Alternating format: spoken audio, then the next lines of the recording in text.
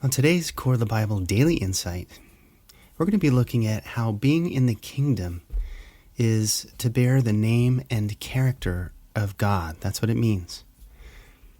And the theme is that when we carry God's name, our words and actions should match His. In Exodus 20, verse 7, it says, "You do not take up the name of your God Yahweh for a vain thing, for Yahweh does not acquit him who takes up His name for a vain thing." Those who belong to the kingdom of God should be honoring the name or character of God with their thoughts, their speech, and conduct. This is appropriate and expected kingdom behavior. But this verse has classically been used throughout generations for the purpose of not abusing or misusing the revealed name of God, in the sense of using it as a curse word or speaking it casually in conversation outside of an appropriate worship setting.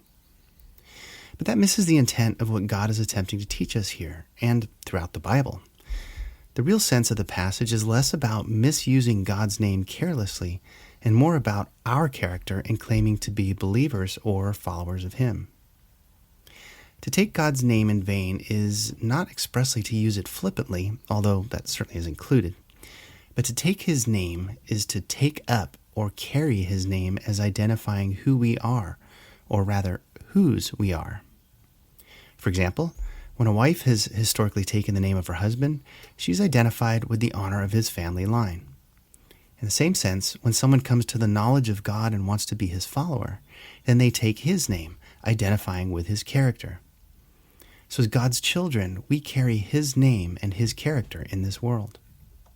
Now, the admonition here is not to abuse God's name, but it's about when we are identifying as belonging to Him, that we do not dishonor or defame His name or character by our careless conduct.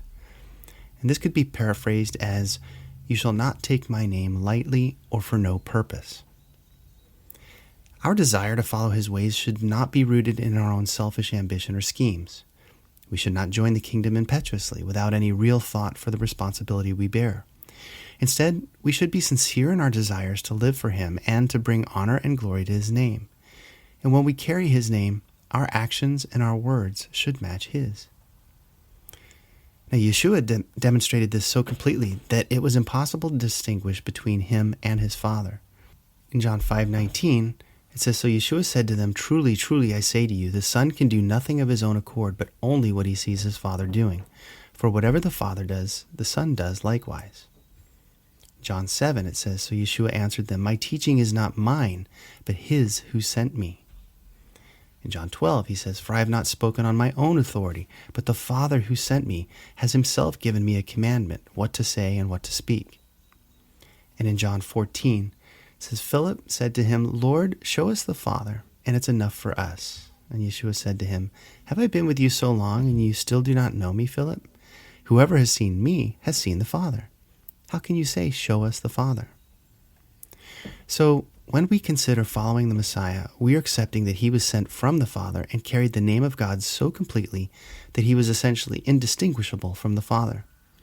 And if we are to become more and more like Messiah, then this same characteristic should be evident in our lives. When people see or hear us, they should be seeing what the Father would want to do or say in that situation. Does this sound like a heavy responsibility? Well, of course, which is why we should not take His name lightly or for no purpose.